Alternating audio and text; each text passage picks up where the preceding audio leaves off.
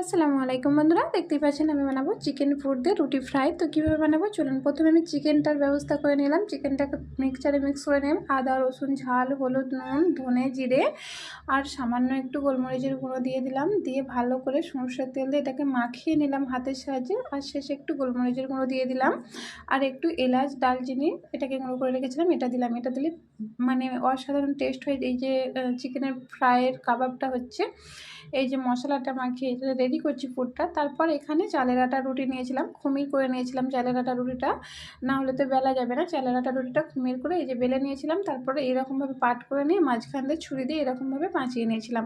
তারপরে এর মধ্যে পুরটা দিয়ে ফুটন্ত তেলে ফ্রাই করে নেব।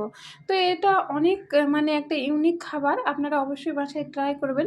রুটি খাওয়ার জন্য আলাদাভাবে কোনো রকম চিকেনের কোনো তরকারি বানাতে হলো না, চিকেনের কোনো ঝামেলাই করতে হলো না। একদম রুটির মধ্যে দিয়ে চিকেনের পুরটা একদম ফ্রাই করে নিলে অসাধারণ হয়। আর এই যে চালের আটা রুটি আমি বানিয়েছি, এটা হলে আরও মজা হয়, কারণ চালের আটা রুটি একটু মরমরে মুখরোচক হয়। আর আমার ভিডিওটা ভালো লাগলে একটা সাবস্ক্রাইব করবেন। আল্লাহ হাফেজ।